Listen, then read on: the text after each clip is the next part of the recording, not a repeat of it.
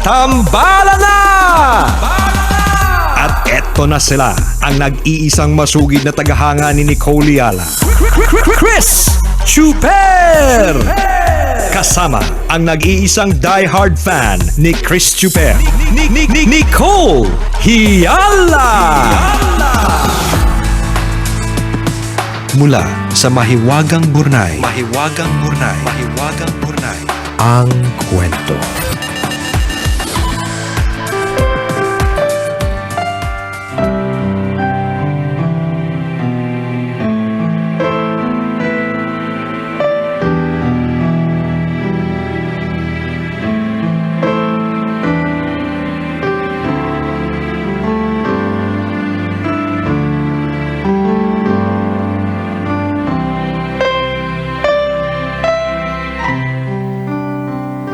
Dear Nicole and Chris,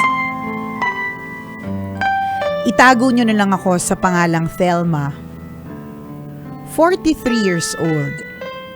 At feeling ko, tambalanista since birth.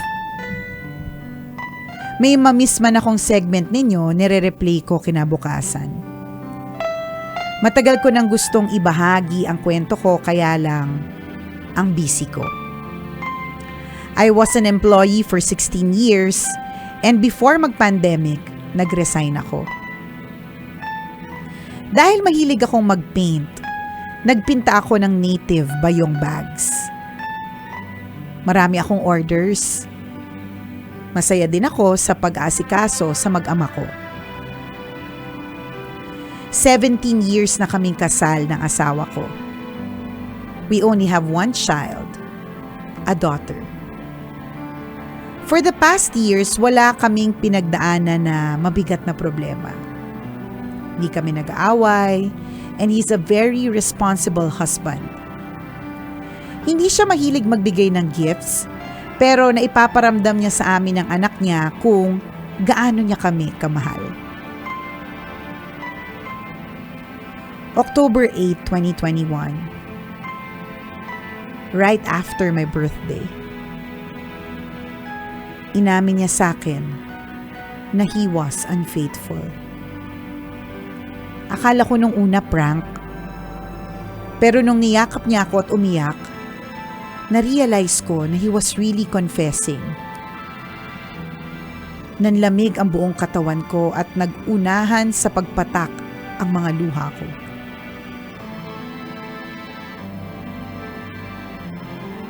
Anong naging pagkukulang ko? Tanong ko. Wala. Sagot niya. Nalibang lang daw siya sa co-worker niya na single.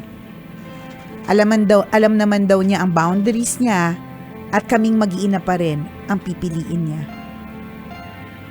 Nakokonsensya daw siya at ayaw rin niyang sa iba pa niya o sa iba ko pa malaman. Hindi maubos-ubos ang luha ko.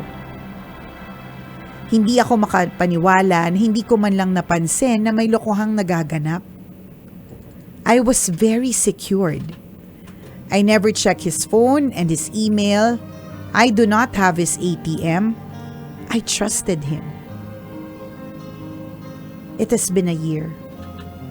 Nakikita ko naman na nag-effort siya ng bongga to earn my trust again.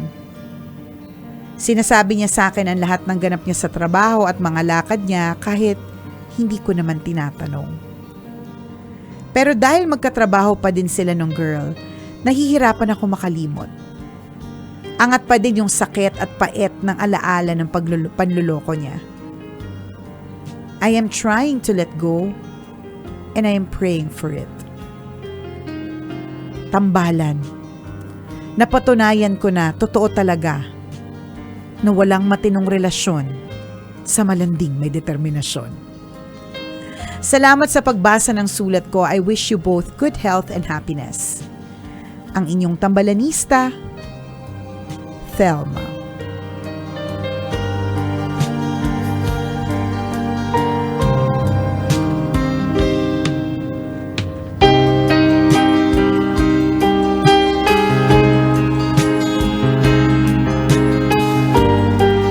Hi there, Thelma. na kabatch ng tambalan. Kasi pangalan pala. Tsaka yung age partner. Telma, yung mga pangalan ng Telma. classmates natin. Oo, yan talaga yung mga pangalan. Pero actually, ano yun higher batch. Oo, yung Telma mas luma. Mga, Ayaw classmates namin niya sila Agnes. Oo, yan. Oo. Si Ayaw namin tanggapin yung kabatch natin, yung Telma yung pangalan. Kasi yung kakilala kong Telma, matanda na siya, nagmamanicure sa may Caloocan. Si Aling Telma, partner. Parang kasi pag Telma, may kasamang parang swak na swak siya sa Aling. Alam mo yun? Anyways, charot. Mga character sa pelikula yun. Diba? Bili ka na nga ng yellow kay Aling Telma. Oo, mga diba? ganon. Si Aling Telma naka-rollers na naman. Ganon. Ano ba yun si Aling Telma? Ganon, diba? Oo nga. So, parang we refuse to be batchmates. Charot! Oo. So, anyways, Telma, pinapaano lang namin ikaw. Oo. Pinapangiti. Pinapangiti ka lang naman namin. Sana nangiti ka at hindi ka nayamot. Basta. Dinaot-daot yun naman ako. Oo, sabi niya, ano ba yan? Hindi na nga ako makalimot sa nangyari sa amin ng asawa ko. Tapos, may dautan pang nagagalap. Well, sabi, if you claim to be a tambalanista since birth, and you claim na wala ka na miss na maski isang episode, sige nga, anong pinag-usapan na namin noong September 2, 2007. Sige nga. Kung talaga never miss a tambalan segment. Sige nga. Itutuloy namin ang pagbigay ng payo. Pag-reflect sa story mo. Pag minashare kang kwento ng September 7. 2007. September 2. September 2. Ikaw pili ka. September 2 or 7. Total, alam mo lahat, di ba? Sareng. Anyways, if you claim to be a tambalanisa since birth, alam mo talaga na parte ng pagsisend ng entry sa kwento ng Mahiwagang Burnay ay ang salitang daot. Ayan. So, sorry na kung nadaot ang pangalang Telma. At sorry na rin sa lahat ng mga Telma na nakatutok. Nadamay sila na nasabi. Nakikinig lang naman ako. Oo nga, ba't ako nadamay? Telma left the group tuloy. Ang luma kasi ng Telma. May mga ganong names di ba na luma talaga sila. Or yun yung uso nung time nila. Parang ganun. Mga batchmates nila. Mga Marilu. Oo, yan. Sila Malu. Oo, yan. Tsaka sila Virgie. Ayun, si Virgie. I think mas Virgie over Malu. Oo, si Virgie. Pwede, diba? Oo, Sila. tama. Sila. Yung Tas nakatis yung buhok. Oo.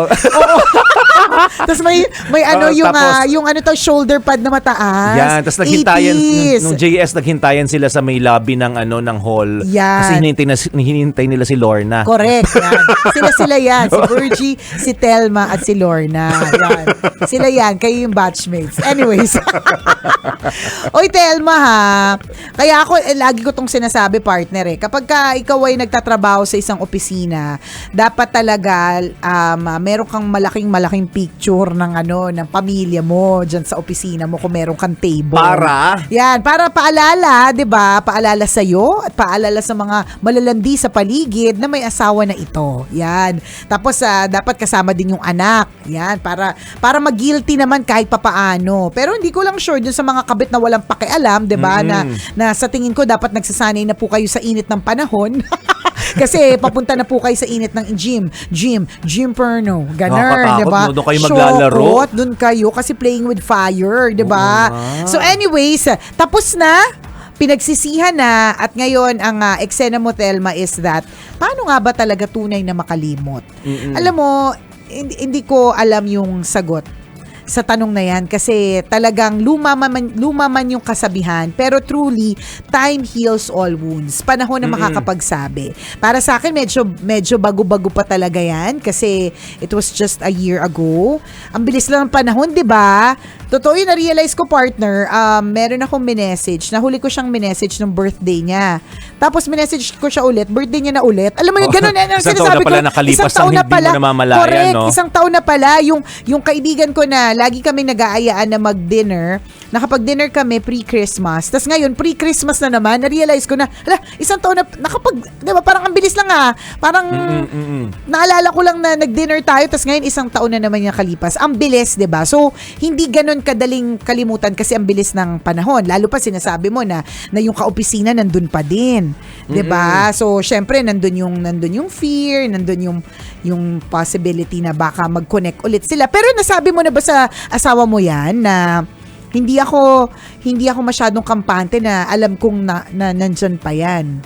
Alam ko dapat nga pinag-usapan niyo yan. office mates nyo. Kasi kung yun yung parang major issue mo na office mates pa sila, I think kung ang relationship ay gusto talaga nating i-save ng husto, meron talaga mag-a-adjust. It's either patutumba natin yung office mate Sabihan mo lang kami. Sabihan mo lang kami, patumba natin yung office mate. Total, malandi naman, ano? 'Di ba? Patumba natin yung office mate or yung mag-a-adjust yung asawa mo, siya ang lilipat ng trabaho. Oo. 'Di ba? Pwedeng ganun kung talagang major issue kasi for you nabanggitin nyo na hanggang ngayon parang I can't help but feel, syempre pag umaalis ang bahay, 'di ba? Tas magkikita sila, ganun, hindi natin alaman yung mga karakas ng mga malalandi. Ang mga malalandi kapag, 'di ba, sabi nga natin lagi, walang matatag na relasyon sa malanding may determinasyon. Kung talagang malandi yan, talagang e-effortan nga. Ika nga, 'di ba, daig ng malandi ang maganda. Daig ng malandi ang mabait, 'di ba? Daig ng mga malalandi yan. Malandi left the group. 'Di ba? May ganun. So, may ganun siyang feeling. Si Kaya nga may ganun siyang feeling. So, na-discuss mo na ba ito? Kasi yun nga, dalawa lang ang options na pwede namin maibigay. Itumba yung malandi or ilayo yung asawa mo doon sa malandi. Yan, ganun. Pero joke lang po yun. Hindi kami nagpapatumba ng Joke tao. lang Baka naman mamaya, yung pag may natumba pagtumba. dyan, kami yung suspect. O hindi, wala naman yun. Oo, joke lang po Hindi yun. po kami makabasig pinggan. Charet. Di ba? Joke lang yun. Hindi lang malinaw sa akin, partner, nung sinabi na she wants to to let go of, Hindi, ang title, is it parang of that person? Parang or wala naman siyang gustong hanghingi na advice. Ano lang talaga tayo. nag-share lang siya. Nag-share lang siya sa mga ganap na yun nga, nag-effort naman yung husband niya a year later. Ganon. Oo. Kaya lang, 'di ba, parang hindi niya pa rin totally makalimutan. Tapos yun nga, nabanggit niya na office mate pa rin kasi. Oo, 'Di ba? Hindi ko alam kung gusto niya mag-let go yung tao, itong husband I don't niya. think so. Or i-let Parang go yung paglimot, yung mistake. Oo, yung mistake, yung paglimot nung ginawang kasalanan. Okay. Yun yung so you want yun to yung sustain the relationship. I Okay. think so, partner. I think ganon. Talagang hindi Okay. lang niya basta nakalimutan. Kasi nakakapanlamig talaga yun, yung malamang mong may iba. Yung nalamang mong may ibang chinenes yung chines niya. 'Di ba? Parang hindi ko maisip, 'di ba, na parang Totoo. ang hirap talaga. Kaya nga sabi ko nga, partner, lahat ng mga naririnig ko na ganyan eksena tapos nakapag-forgive, bilib na bilib ako kasi hindi siya madali. 'Di ba? And yung paglimot ay hindi madali. Totoo 'yun. So tama naman yung sinabi ni partner that Alin, yung time itumba? Time heals all wounds. Yes, Yan. panahon na magsasabi, hindi namin pwedeng sabihin na, sige, move on ka na. Correct. Ganito ang gawin mo. Tama. Hindi basta-basta 'yon. It will take time. And sobrang kailangan mo ng tapang dito, kailangan mo ng mga tao makakausap dito. Kailangan mong equip yung sarili mo to be stronger, 'di ba? And wiser para next time puputulin na natin 'to.